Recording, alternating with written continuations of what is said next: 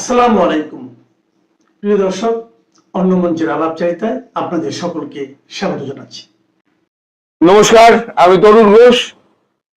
তারেক রহমান আমাদের রাষ্ট্রদূত প্রণয় বার্মার কাছে, প্রণয় বার্মার সঙ্গে আজ দেখা হয়েছিল। আপনাদের বাংলাদেশ সরকারের যে সমস্ত লোকজন রয়েছে তারা যে পাতে খায় সেই পাতেই থুতু ফেলে। একেবারে হাতে কলমে আপনাদের আমি দেখিয়ে দেবো একটি ভিডিও মারফত। আপনাদের দেশ থেকেই তৈরি ভিডিওটা, এমন জলজান্ত ভিডিও, সেটাই আর কি মানে রিল করে তোলা হয়েছে। তো যাই হোক, তারেক রহমানের সঙ্গে এই কথাবার্তা হয়েছে। আর একটা আমাদের রাষ্ট্রদূত একটা অভিযোগ করেছেন, সেটা হচ্ছে আপনাদের আজকে 1 মাস আপনাদের সরকারের পূর্ণতা পেয়েছে। আজ 1 মাস, এই 1 মাসের মধ্যে 1 নম্বর 2 নম্বর পয়েন্টটা নিয়ে কিন্তু সেরকম ভাবে কোনো কাজকর্ম এগোয়নি। এই ব্যাপারে আপনার মন্তব্য কি? তখন তারেক রহমান বলেছেন আমাদের একটু সময় দিতে হবে, কারণ আমি সবে এখানে বুঝেছি, আমার পুরোপুরি বুঝতেই সময় লেগে যাচ্ছে। কারণ যতটা ধার আগের সরকার রেখে গেছিল, যেমন বিদ্যুতের বিলই 8.5 বিলিয়ন ছাড়িয়ে গিয়েছে, বিদ্যুতের বিল, সেটা ধার রয়েছে। তারপর বিভিন্ন জায়গায় ধার মেটানোর ব্যাপার থাকে, সেগুলো কোনোটাই মেটাননি। না মিটিয়ে তিনি বলেছেন এত কোটি ডলার, এত বিলিয়ন ডলার আমি রেখে গেলাম, এত বিলিয়ন ডলার আমি রেখে গেলাম। কিন্তু সেই ডলারটা ধার মেটাতে মেটাতে যে রিজার্ভটা হাফের নিচে নেমে যাবে, সেটা কিন্তু উনি উল্লেখ করে যাননি। উনি শুধু দেখিয়ে গেছেন আমি এত রেখে গেলাম। এই রেখে যাওয়ার তো কোনো অর্থ হয় না। ফলে এইগুলো সামলাতে গিয়ে আমার একটু সময় লেগে যাচ্ছে। তবে আমাকে 1-2 মাস সময় দিলে পরে আমি এই দুটো কিন্তু নিশ্চিতভাবে ঠিক করে দেবো। এর মধ্যে আবার জামায়াতের একটা গন্ডগোল আছে।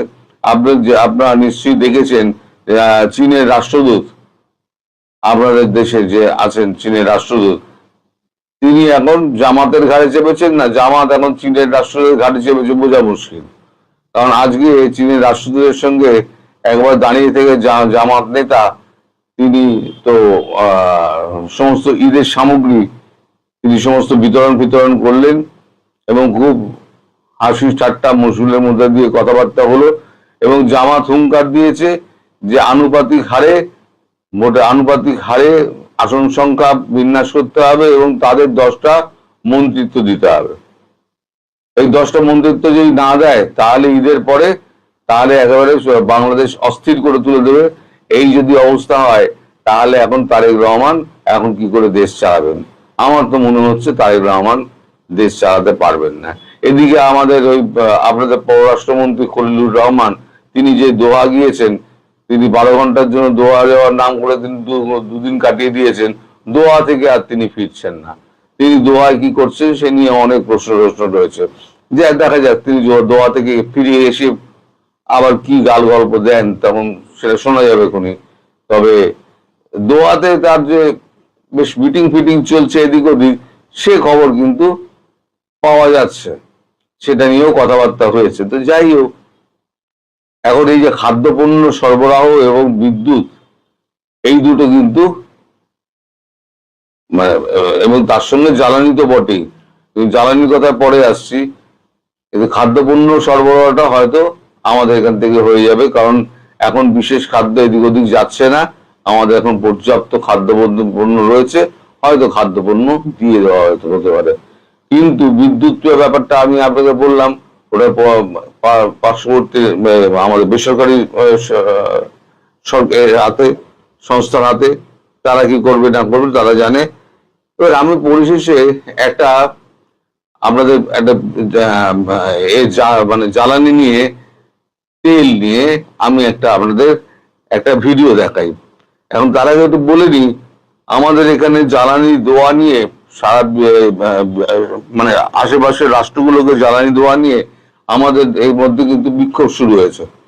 মোদিকে সামলাতে হচ্ছে। কারণ মোদিকে যেটা বলা হচ্ছে যে আমাদের দেশে যদি টান পড়ে, তাহলে অন্যের দেশের ভালো করতে গিয়ে আমরা তো দুঃখে মরে যেতে পারি না। ফলে আপনি এইটা এখন বন্ধ করুন। জ্বালানি অন্তত যতদিন না পর্যন্ত স্বাভাবিক হচ্ছে, ততদিন পর্যন্ত কোনো রাষ্ট্রের জ্বালানি আপনি পাঠাতে পারবেন না। সেই অবস্থায় এই ভিডিওটা দেখুন, তাহলে বুঝতে পারবেন যে আমাদের এখানে বা আপনাদের দেশে সমস্ত লোকজন তাদের অবস্থাটা কি।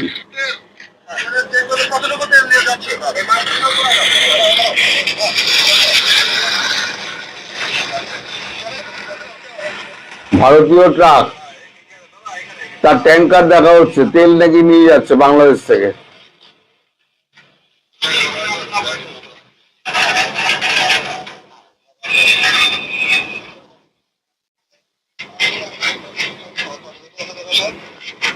এক দুই তিন চার পাঁচ ছয় সাত আট আট এখানে আমাদের বাংলা থেকে এক পুরো ভারতের আগে পরে কোনো দেখা যেত না। হ্যাঁ কতটুকু তেল নিয়ে যাচ্ছে বুঝতে পারছেন? এই এই এই এই হলো গিয়ে আপনাদের মানে বাংলাদেশের মানুষ। তেল দিচ্ছে ভারতবর্ষ, সেই তেল দিয়ে পোদ্দারি পরের ধরনের পোদ্দারি করছে আপনাদের বাংলাদেশ। তেল দিচ্ছে ভারতবর্ষ, এবার তেলের ট্যাঙ্কার দেখা হচ্ছে যে তেলের ট্যাঙ্কার খুঁচিয়ে দেখো যে সেখানে কত তেল যাচ্ছে, ভারতবর্ষে পাচার হচ্ছে। তেলের ট্যাঙ্কারে করে কি তেল পাচার হয়?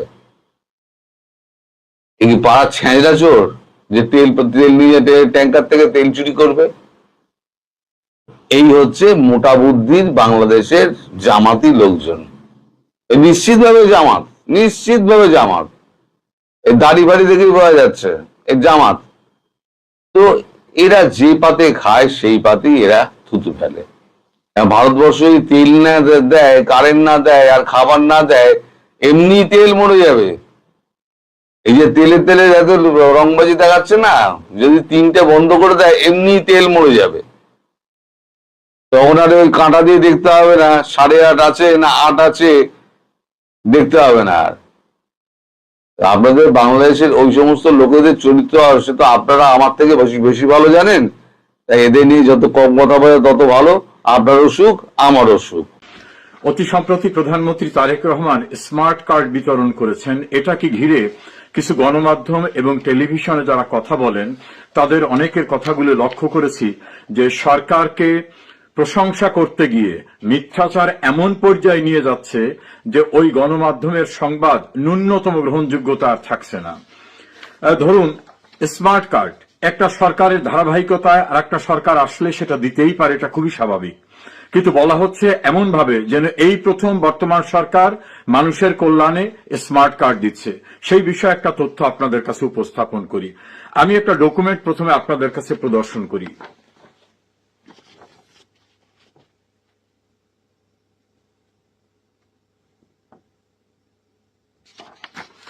এখানে খেয়াল করবেন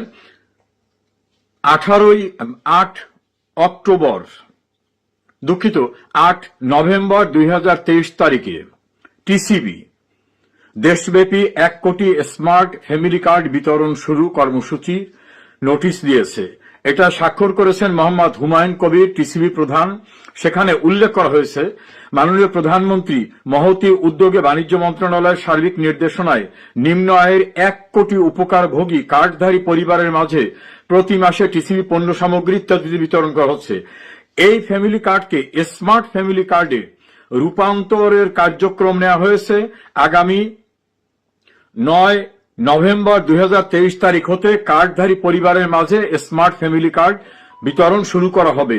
পর্যায়ক্রমে সারা দেশে 1 কোটি পরিবারের মাঝে এই স্মার্ট ফ্যামিলি কার্ড বিনামূল্যে বিতরণ করা হবে।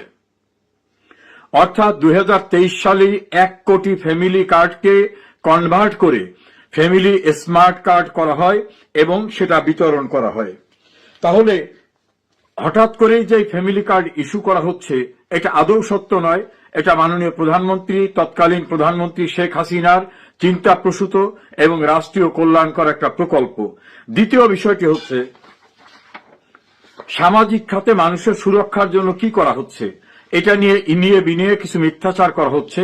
সেজন্য আমি ডেইলি স্টার সহ তৎকালীন বাংলা পত্রিকাগুলোর যে সংবাদ এসেছে তার একটি সংবাদ উপস্থাপন করি। প্রথমে এইটা দেখুন, বাজেটে সামাজিক নিরাপত্তা কর্মসূচি। এটা একটা দৈনিক পত্রিকা থেকে আমি আপনাদেরকে জানাচ্ছি, চলতি 2023-24 অর্থ বছরে বাজেটে সামাজিক নিরাপত্তা খাতে 11% বৃদ্ধি করা হয়েছে।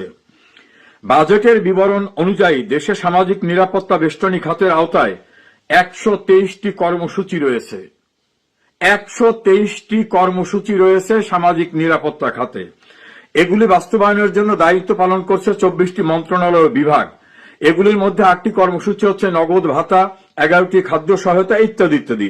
সেখানে বয়স্ক, বিধবা ভাতা, অসচ্ছল প্রতিবন্ধী ভাতা, মাতৃত্বকালীন ভাতা, মুক্তিযোদ্ধাদের সম্মানী ভাতা, ক্ষুদ্র ঋণ দেওয়া, শিক্ষা খাতে দেওয়া, প্রতিবন্ধী সেবা, সাহায্য কেন্দ্র, বেদে, হিজলা, অনগ্রসর জনগোষ্ঠী, এরকম ভাবে। তাহলে 2023-24 সালের বাজেটেই সামাজিক নিরাপত্তা খাতে যে টাকাটা বরাদ্দ করা হয়েছিল সেই টাকাটা পূর্বের টাকার চেয়ে 11% বৃদ্ধি করা হয়েছে।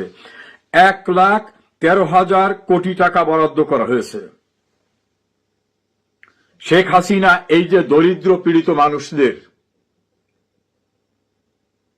বিধবা, হিজলা, প্রতিবন্ধী, স্বামী পরিত্যক্তা, দরিদ্র, অসচ্ছল প্রতিবন্ধী, মাতৃত্বকালীন ভাতা, মুক্তিযোদ্ধা ভাতা, ক্ষুদ্র ঋণের মাধ্যমে তাদের সহায়তা করা, অতীব জরুরি বয়স্ক ভাতা, বিধবা ভাতা, এই সমস্ত কিছু শেখ হাসিনা দিয়েছেন। এর ফলে কোটি কোটি মানুষ 123টি সামাজিক কর্মসূচির মাধ্যমে সামাজিক সুরক্ষার সুবিধা পেয়েছে। এর পাশাপাশি গৃহহীন মানুষদের সবাইকে সরকারি জায়গায় ঘর নির্মাণ করে সেই পাকা ঘরে বিদ্যুতের সংযোগ দিয়ে দলিল করে মালিকানা পর্যন্ত দিয়ে দেওয়া হয়েছে। এই জনবান্ধব কর্মসূচিকে গৌণ করে নতুন করে কিছু গণমাধ্যম, কিছু টেলিভিশনের বক্তারা যেভাবে কথা বলছেন তাতে আপনাদের গ্রহণযোগ্যতাই নষ্ট হয়ে যায়।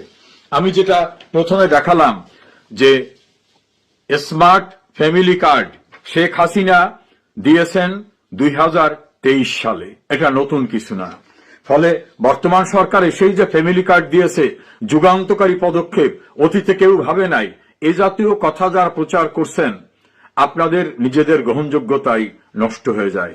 যে গণমাধ্যম এগুলোকে প্রচার করেন তাদের গ্রহণযোগ্যতা নষ্ট হয়ে যায়। আমি দালিলিক অবস্থা উপস্থাপন করলাম। শেখ হাসিনার জনবান্ধব কর্মসূচি, ফ্যামিলি কার্ড, সামাজিক সুরক্ষা খাতে 123টি কর্মসূচি, গৃহহীনদের গৃহ করে দেওয়া সহ অন্যান্য যে সকল অকল্পনীয়, নজিরবিহীন সিদ্ধান্ত এবং কর্মসূচি বাস্তবায়িত হয়েছে। যেমন সারা দেশে সর্বত্র বিদ্যুৎ, এটা অতীতে কেউ কল্পনা করেছে, সর্বত্র ইন্টারনেট। এভাবে তিনি যে কল্যাণকর কাজ করেছেন সেটাকে অস্বীকার করা আপনাদের নির্বুদ্ধিতা এবং নিজেদের অতীত সামুদি করার চরিত্রকেই বহন করে। ম্যাথিউ অ্যারন ভ্যান ডাইক একজন মার্কিন নাগরিক, আরো স্পেসিফিক্যালি বলা যায় যে একজন মার্কিন ভাড়াটে যোদ্ধা, সিআইএ অপারেটিভস, সিআইএ এর পক্ষে পৃথিবীর বিভিন্ন দেশে কাজ করেন। এই শতাব্দীতে যতগুলো রেজিম চেঞ্জের ঘটনা ঘটেছে, সিআইএ এর পৃষ্ঠপোষকতায়, মার্কিন সমর্থনে, এই যে আরব স্প্রিং বলেন, ইউক্রেনের রেভলিউশন বলেন, সিরিয়া, ইরাক কিংবা লিবিয়ার সরকার পরিবর্তনের কথা বলেন, ইভেন ভেনিজুয়েলা, আফগানিস্তান, এই সবখানে এই ম্যাথিউর নামটা জড়িত। কি কাজ করে ম্যাথিউ আসলে? তার কিছু বাহারি পরিচয় আছে। কখনো তিনি নিরাপত্তা বিশ্লেষক, কখনো যুদ্ধের বিশেষ সংবাদদাতা, ওয়ার করেসপন্ডেন্ট, কখনো আবার ডকুমেন্টারি ফিল্ম মেকার। এইসব নানান পরিচয়ের আড়ালে এই মানুষটা আসলে তার একটা প্রতিষ্ঠান আছে, যেটা বললে তার পরিচয়টা আরো স্পষ্ট হবে। Sans of liberty international, SOLI। এই সলির ওনার হলো এই ম্যাথিউ। এবং ম্যাথিউর কাজ হলো বিভিন্ন কনফ্লিক্ট জোনে, যেখানে এই রেজিম চেঞ্জের ষড়যন্ত্র চলছে, এইসব সংঘাতপূর্ণ এলাকায় বিভিন্ন যোদ্ধাদের সমাবেশ ঘটিয়ে তাদের ট্রেন আপ করা। সম্প্রতি এই ম্যাথিউ কলকাতায় গ্রেপ্তার হয়েছেন, অনেকটা সিনেমার মতো। ম্যাথিউ যখন কলকাতা বিমানবন্দরে গ্রেপ্তার হয়েছেন, ঠিক একই সময় দিল্লি এবং লখনৌ বিমানবন্দরে আরো 6 জন ইউক্রেনের নাগরিক গ্রেপ্তার হয়েছে, 3 জন দিল্লিতে, 3 জন লখনৌতে। কেন তারা ভারতে গ্রেপ্তার হলেন? ভারতের এনআইএ, ন্যাশনাল ইনভেস্টিগেশন এজেন্সি, জাতীয় তদন্ত সংস্থা তাদের গ্রেপ্তার করেছে। এই ম্যাথিউ এবং অন্যান্য 6 জন তারা ভারতে এসেছিল ট্যুরিস্ট ভিসায়, এবং সেখানে এসে তারা প্রথমে আসামের গৌহাটিতে যান এবং সেখান থেকে তারা মিজোরামের সংরক্ষিত অঞ্চলে যান এবং সেখান থেকে তারা বর্ডার ক্রস করে মিয়ানমারের ভেতরেও যান এবং এই মিজোরাম মিয়ানমার বর্ডার এলাকায় তারা মিয়ানমার এবং ভারতের যে নর্থ ইস্ট বিচ্ছিন্নতাবাদী গ্রুপ আছে তাদের সাথে মিটিং করে এবং তাদের সাথে করে তারা ড্রোন এবং বিভিন্ন অস্ত্র নিয়ে এসেছিলেন। এই ড্রোন অস্ত্র কোন পথে এসেছে সেটা এখনো জানা যায়নি এবং তারা মিয়ানমারে গিয়ে মিয়ানমারের বিচ্ছিন্নতাবাদী গোষ্ঠীদের সাথে আলাপ করেছেন। বেসিক্যালি ম্যাথিউ এই ধরনের গ্রুপগুলোকে ট্রেন আপ করেন, কিভাবে এই সরকার বিরোধী মুভমেন্ট করতে হবে, কিভাবে সশস্ত্র সংগ্রাম করতে হবে, এগুলো নিয়ে ম্যাথিউ আসলে কাজ করেন। ম্যাথিউর কথা কেন আমাদের জন্য প্রাসঙ্গিক? ধারণা করা হয় 2024 সালের 5ই অগস্ট যে জঙ্গি অভ্যুত্থানটি হয়েছে, বাংলাদেশে যে রেজিম চেঞ্জ হয়েছে, এই জুলাই আগস্টের জঙ্গি অভ্যুত্থানে এই স্নাইপারদের নিয়ে অনেক কথা হয়েছে যে এই স্নাইপার রাইফেলের গুলিতে পুলিশ নয়, তৃতীয় পক্ষের কেউ মানুষ হত্যা করেছে। ধারণা করা হয় এই যে তৃতীয় পক্ষের এই সন্ত্রাসীরা, এই জঙ্গিরা, যারা মানুষ হত্যা করে শেখ হাসিনার পুলিশের উপরে, শেখ হাসিনার আইন শৃঙ্খলা রক্ষাকারী বাহিনীর উপরে দোষ চাপিয়েছে, তারা আসলে এই ম্যাথিউ গংদের দ্বারা ট্রেইনড। এই ম্যাথিউরা বাংলাদেশের এই জঙ্গিদের ট্রেন আপ করেছে এবং তারাই জুলাই আগস্টে মাঠে নেমে নিরীহ ছাত্র জনতাদের হত্যা করেছে। দূর থেকে তারা স্নাইপার রাইফেল দিয়ে গুলি করে হত্যা করেছে। এই স্নাইপার রাইফেল নিয়ে ডক্টর ইউনূসের উপদেষ্টা ব্রিগেডিয়ার অবসরপ্রাপ্ত সাখাওয়াত হোসেন অনেক কথা বলেছেন। তো এখন আস্তে আস্তে জট খুলে যাচ্ছে। তো ভারতের ন্যাশনাল ইন্টেলিজেন্স এজেন্সি তাদের গ্রেপ্তার করেছে, তাদের আদালতে হাজির করেছে এবং আদালত তাদের 11 দিনের রিমান্ডে পাঠিয়েছে। সো বর্তমানে তারা এই জাতীয় তদন্ত সংস্থার হেফাজতে 11 দিনের জন্য আছে। এই ভারতে তাদের আরো কি কি নেটওয়ার্ক আছে সেটাও এখন খতিয়ে দেখা হবে। হয়তো তদন্তের স্বার্থে তাদের নিয়ে বিভিন্ন ফিল্ডে যাওয়া হবে। যতদূর জানা গেছে যে ভারতে মার্কিন স্বার্থ সংরক্ষণের জন্য এই ম্যাথিউ এবং তার সন্ত্রাসী বাহিনী এবার এসেছিল এবং এই যে ring of conflict Jones around India, এই থিওরির উপরে ভিত্তি করে তারা কাজ করছে। আপনারা ইতিমধ্যে জানেন যে ভারত, বাংলাদেশ এবং মিয়ানমারের কিছু অংশ, বাংলাদেশের হিল ট্রাক্সের বিশেষ করে বান্দরবনের কিছু অংশ নিয়ে ক্রিশ্চিয়ান স্টেট করার একটা দীর্ঘদিনের পরিকল্পনা রয়েছে আমেরিকার। এই ক্রিশ্চিয়ান স্টেট প্রজেক্টটা কি আমেরিকা সম্পূর্ণ বাদ দিয়েছে? আমার তো মনে হয় না। এবং এই ক্রিশ্চিয়ান স্টেট, এই মিজোরামের একটা অংশ এখানে থাকবে, এখানে নাকি 1000-2000 ইহুদি বাস করে। সুতরাং এই ইহুদিদের জন্য একটা আলাদা রাষ্ট্র করবার একটা প্ল্যান রয়েছে এবং যদি ক্রিশ্চিয়ান স্টেট করা যায় তাহলে সেখান থেকে ভারত, বাংলাদেশ, মিয়ানমার এসব দেশের উপরে নানানভাবে নজরদারি করা যাবে, প্রয়োজনে ডিস্টার্ব করা যাবে। এই ম্যাথিউ যে এসেছিল, এই ম্যাথিউদের যে তৎপরতা, এ কারণেই আমাদের চিন্তিত করে। এখন যেহেতু তারা ভারতে গ্রেপ্তার হয়েছেন, জিজ্ঞাসাবাদ চলছে, এর মধ্য দিয়ে জানা যাবে, অনেক নতুন নতুন তথ্য পাওয়া যাবে এবং বাংলাদেশের ব্যাপারে তারা কতখানি মুখ খুলবে বা সেই নিউজ আমাদের কাছে কতখানি আসবে সেটি এই মুহূর্তে বলা যাচ্ছে না।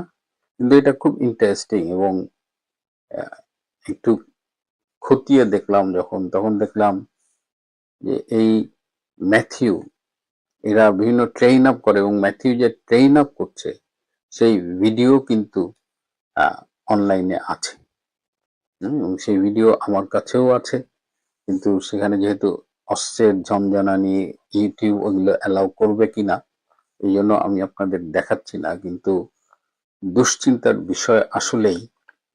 এবং বাংলাদেশে ইউনূস আসার পরে এই টেকনাফ হিল এরিয়ায় যে ঘটনাগুলো ঘটছে এবং এই যে হিউম্যান করিডোরের নামে আরাকান আর্মিকে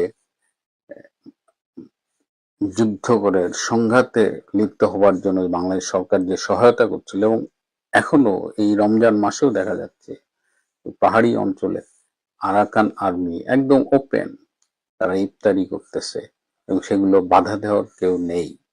তো ডক্টর ইউনূস যে সর্বনাশের বীজ রোপণ করে গেছে, বাংলাদেশটাকে যেভাবে আমেরিকার হাতে তুলে দিয়ে গেছে এবং তারই ধারাবাহিকতায় যে ম্যাথিউর যে কর্মকাণ্ড ধরা পড়লো, ম্যাথিউ আরো 6 জন ইউক্রেনীয় সন্ত্রাসী সহ গ্রেপ্তার হলো, এটার ফিউচার ইম্প্যাক্ট কি সেটা আমাদের দেখতে হবে এবং বাংলাদেশ সরকার নিশ্চয়ই এ ব্যাপারে নজর রাখবেন। মজার ঘটনা ঘটেছে, জামাতের ফেসবুক পেজ থেকে প্রচার করছে যে তারা ঈদ উপহার দিচ্ছে দুস্থদের, কিন্তু চায়নার যে পেজ সেখানে দুস্থ শব্দটা লেখা হয়নি, যে বাংলাদেশের নাগরিকদের সাধারণ একটা উপহার, ঈদ উপহার, তো সেভাবেই লেখা হয়েছে, কিন্তু এটাকে বাংলাদেশের নাগরিকদের